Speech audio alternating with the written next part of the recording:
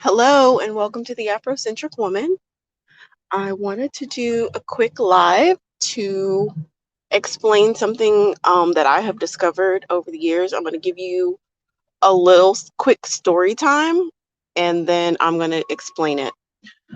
So it came up in one of my networking groups earlier today. There was a woman who she went on this date with this guy and they ended up going to brunch in a vineyard, and he bought her a couple bottles of relatively expensive wine and spent a lot of money on a brunch. And then they haven't made it to the second date due to scheduling and whatnot. And they were supposed to talk, and I think he fell through on that too. And she mentioned something about getting her nails done and asked him if he wanted to take care of it. Well, she didn't say it like that, but basically asked for him to get her nails done, and he didn't follow up on it or respond or said no or whatever the case may be on it. And that was a big question for a lot of, well, even her. She was like, well, why would you spend more money on brunch and the vineyard and bottles of wine for me, but you won't get my nails done? And I'm going to get into that. I'm going to get into why he probably didn't do it. But first, let me tell you a little story. So when I was in high school, to me for maybe two and a half years, something like that. And I always would blow him off and ignore him. And then finally, our senior year, I started to kind of give him the time of the day, but I still wasn't dating him. I didn't actually date him until we already graduated, because I really didn't like a hang up about dating someone who went to my same school. So I refused to date him while we were in high school. So like I said, so senior year, I started giving him the time of the day. We used to work in the same parking lot. So he worked for a company that's now, oh God, I'm telling my age. The company that he worked for went bankrupt. The company that I worked for sort of went bankrupt. They ended up merging with another company. So that just lets you know this is like early 2000s, right? So these companies anymore. So by him working in the same parking lot as me, we, as far as like our companies were catty corner from each other. So that means like sometimes we'd go on break together, or, I would see him at the evening.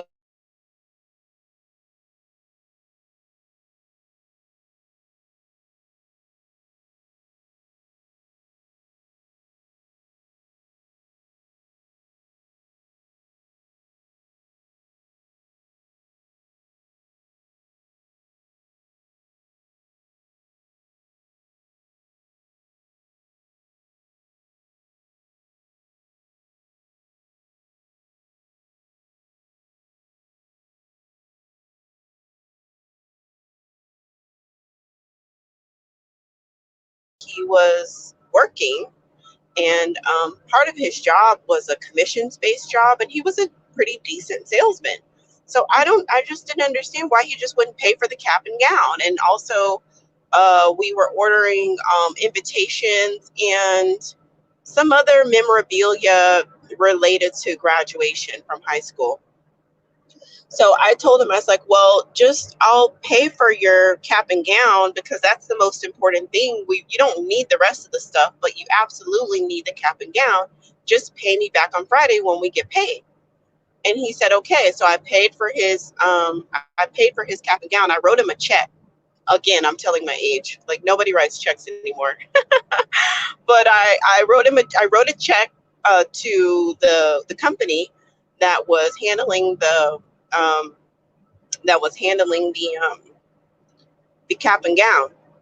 So Friday comes by and he doesn't answer my phone calls. He's basically ducking and dodging me, and then I would see him at school. I'd ask for the money, and he would say, "Oh, tomorrow," and then he just started outright avoiding me. he started to outright avoid me about the money. And then somehow or another, I ended up telling my mom about it. And she was like, well, I'm going to call his parents about this money because he needs to pay you back, because that was for cap and gown. And if he doesn't pay it back, then they need to pay it back. So my mom calls his house and ends up talking to his dad. And his dad is basically like, my son is grown. I don't get into his affairs. I'm not getting involved. Basically, like, not my business. I don't care. And after that, I just wrote it off as a lost debt. Like, I'm never going to get this money back. And in my mind, it was over. So I let it go. And I stopped talking to him because I felt like the friendship is over. And so I stopped asking about the money. And then once I stopped asking about the money, he started coming around and wanting to talk and hang out. He's like, oh no. And then I was just like, okay, well, we don't have anything to talk about. And I just moved on. I mean, sometimes you just have to accept the fact you fucked up and you're not going to get your money. So yada, yada, yada. There was another incident, but I think that one's unrelated. I'm not going to talk about that one because it's not really related to this particular situation. So let's fast forward. Let's fast forward past graduation. And now so I'm going to go to college out of state. He's going to go to college, I want to say in state, but not in our city, in one of those like little college towns. He's going to go to school. So we're just kind of buying time before we go off to college. And he starts calling me and coming to my house. He's calling me multiple times a day that he really wants to take me out to, I think it was lunch or dinner. And I thought, well, after a while of him hounding me, maybe about 2 weeks of him calling and like dropping by my house and stuff, I said, fine, I'll go to lunch with you or dinner, whichever one it was. And we went to Red Lobster, which, keep in mind, of course, I don't go there now, but when I was in high school, Red Lobster was a big deal. Red Lobster was a big deal. So we went to Red Lobster and I was like, do you have my money? And he didn't give it to me. And this young man took me out for lunch and dinner every single day for weeks. And he had gotten money from graduation. So that's the money that he was spending, but he refused to give me the money that he owed me for the cap and gown that I had paid for him that he borrowed from me. And that had perplexed me for years. That perplexed me at the time as to, you will spend, he spent hundreds of on taking me out to eat. Every day, sometimes twice a day. He took me out to eat until the money ran out. And it makes sense because that's been a recurring theme that I've noticed in males in all of my dating life. Especially those who like to go out to eat. They will spend money. The thing is this is a situation. He likes to eat out, and Red Lobster was his favorite restaurant. So we would go there like several times a week, or some other restaurant that he liked. Sometimes I would choose, but usually he would choose, and he would just want me to go meet him at the restaurant and I would eat with him. So it's not about me, and it wasn't about doing anything special for me. What was happening was that this is a young man who likes to go out to eat, and he doesn't want to eat alone. So he wants the company of a beautiful woman while he eats. And that's what it was. And that's what it is, ladies. That's what it is with these guys. So, and it's not even just about restaurants. It may be just whatever the entertainment mode is. It could be a concert that he doesn't want to go alone to. It could be a trip that he doesn't want to go alone. He wants to go to Mexico anyway. and he doesn't want to go by himself. So yeah, why not you? But that trip to Mexico isn't anything, it isn't anything specially geared for you. It's you. It's just, hey, I really want to go on this trip, and why not have a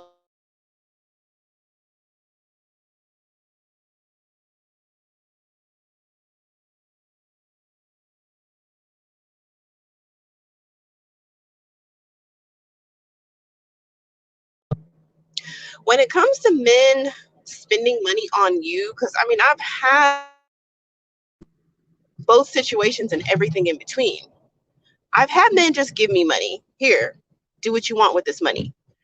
Um, I've had that. I've also had men who will not just put money in my hand or just send money to me for whatever it is that I want, and only want to spend it on experiential. So it's like, as long as you are with me, then I will spend money. But if you're not with me, out of sight, out of mind. It's a psychological thing because a lot of it has to do with control, and access and entertainment. So don't misconstrue things. Don't think that because he's spending money doing entertaining things like going out to eat or going to a bar or going to a cocktail lounge or going out to a nightclub or going on a trip or going to see a show or a concert or live music or a tour or laser tag or any of these things. Keep in mind, for the most part, he's doing these things for himself, and you are there as his entertainment in a lot of different ways. You know what I mean? Now, for the guys who just literally just don't have the money and all they can afford is Netflix and chill, it's different because a lot of times for them, they do become very resentful if they do spend any money on you because sometimes they're spending money that they don't have. And so they may be overextending themselves. And so that resentment is more towards their financial constraints than it is towards you and you doing, or you guys, and spending him spending money that have. So I avoid situations like that, like the plague, because the most dangerous man is a man who has nothing to lose and who feels resentful. Like, that's a dangerous situation that I want no parts of it. So I'm mostly dealing with men who have the money. They have the money to spend. Not a big deal, but I always keep into perspective what's for me and what's for him, because it takes a special kind of man to put money in your hands and then and for you to do whatever it is that you want to do with it, or for him to just say, oh well, I just want to do something nice for you, like, oh, go get your hair done or go get your nails done or go get a new outfit or whatever it is that you want to do, whatever it is that you want to do with the money. I would say for right now, my friends who might throw me a little something here and there, sometimes I feel like it's just to kind of keep me around, because they feel like, well, if I don't give her anything, then she'll just disappear or she won't stick around. So I'll just throw her a little something, something here and there. But it's not enough to really put a dent in anything, or be this like, oh, stacks and stacks and stacks for me to do all this stuff. It's kind of like, it's still self-interested because they want access to my time and attention. So they'll throw me something in order to maintain the communication, but not enough to where, you know what I'm saying? It's significant. It's significant. So they're still, brokering their own brand of self-interested, and fine. It helps when you are very clear-minded as to what is happening and as to what is transpiring. Because I do remember for years and years and years, like, I used to be baffled about, why will a man take me out and spend $200 on food, but he won't just give me 75 bucks for groceries? Like, I could do a lot with $75 worth of groceries at the farmer's market or wherever. Like, why will you spend 200 on a restaurant, but you won't just put $75 in my hand? But now I get the psychology of it. I get it. I get it. I get it. And I'm very clear minded as to what is transpiring. And when you inform yourself and understand the psychology of men and how They see their resources. They're very pleasure seeking individuals, and they love to be entertained. They love to do things on their own terms. And initially, if you do find a man, it's very much so about how much he likes you. If he's going to be willing to just put money in your hand, he must really like you. Like, I mean, I've had that happen to where, of course, I just get money, or whatever, or I might ask for something like, oh, I want to do this, babe, or oh, babe, I want that, or whatever the case may be, or babe, can you just send me such and such? And sometimes I'll get that, but that really just because he really likes me and he wants to keep me around. You know what I'm saying? But this altruism that we're looking for, oftentimes that will not come until he's in love with you, like madly in love with you. And then you move into more of the altruism. But we cannot try to put on a man how a woman thinks. Because a lot of times when we do things for our friends and our family or whoever, or even if we're doing something for a man that we like even if it's like, oh, I'm going to bake my man cookies, or oh, it's his birthday and he plays golf, so I'm going to buy him like a polo shirt and a hat or something. Like, you're literally just doing that because it's just a sweet, nice thing to do, and you just want to put a smile on his face. But a lot of times men don't work like that. They're very much more calculated with their money.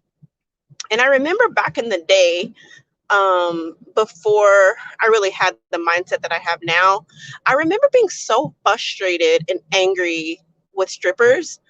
And I would be so angry because I would be like, I'm doing everything right. I'm a gardener, I'm a homeschooler, I'm the this and that, I'm the woke sister, I'm conservative, I'm nurturing, I'm everything, and you don't want to give me no money. And I would be so angry at the strippers and the hoes who was getting shmoney. And what I realized, which I'll do a whole nother video on, is why strippers and sugar babies, why they're winning and regular girls stay losing. They stay hungry. They stay not getting taken care of.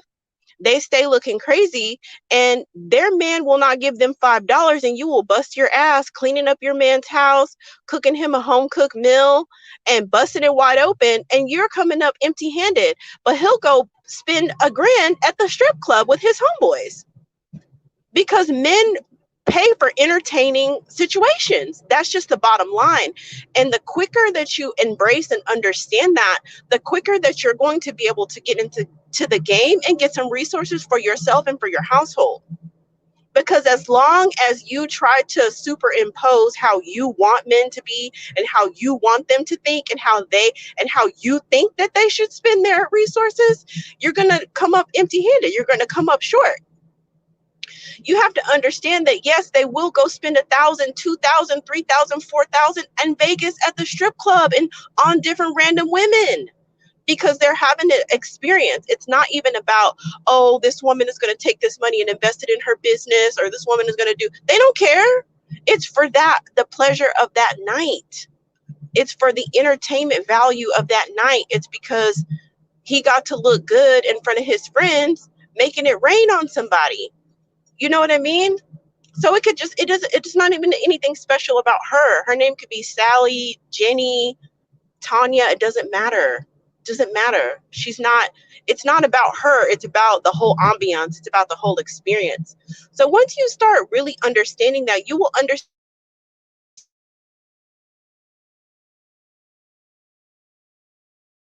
a vineyard, buy snacks, souvenirs, and wine bottles. But this same man wouldn't send her nails.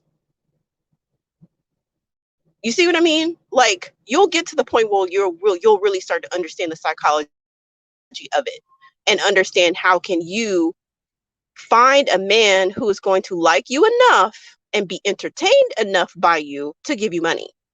That's the initial stage. And if he is a generous man and that he really, really likes you and you guys are getting along well and he's, an emotionally stable guy and he falls in love with you, he will give you money and invest in you for different reasons. So, I hope that I am making sense. thank you for loving my channel. I appreciate the love. Thank you for loving my channel, and thank you for tuning in and listening. That's what I wanted to share about this issue with how men decide to spend their money and what they want to spend it on and what they don't. And again, I'm going to be doing another video about why strippers and sugar babies are winning out here. So just stay tuned for that. And I appreciate you. Have a great day. Peace and love. Oh, and please leave your comments down in the comment section. I would love to read them. Peace.